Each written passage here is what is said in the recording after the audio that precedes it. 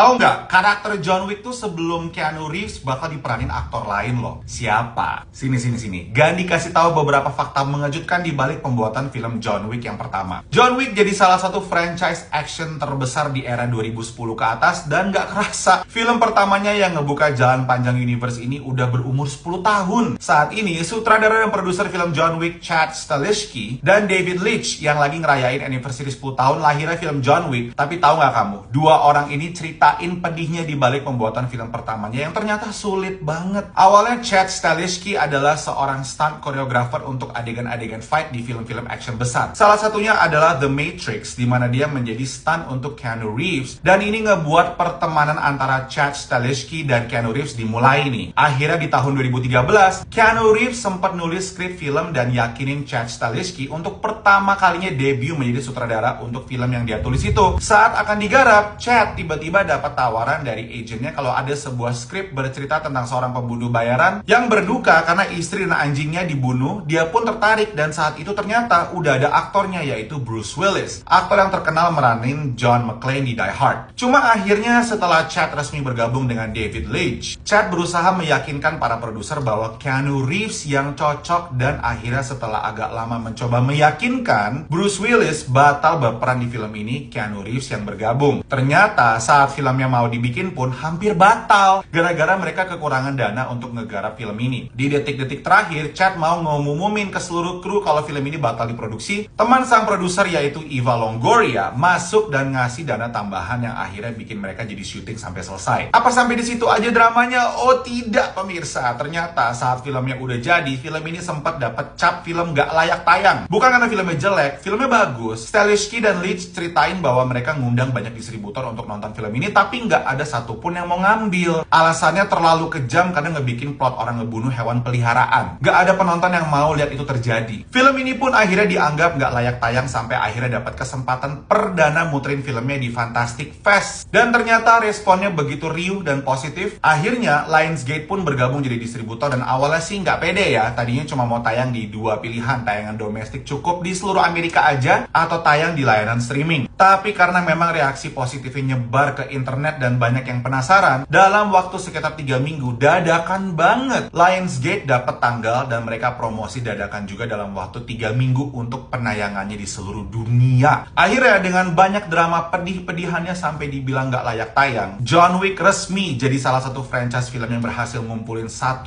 billion jika ditotal ke 4 filmnya ya. Gokil nggak tuh? Kalian paling suka film John Wick yang berapa? Tulis di kolom komentar ya.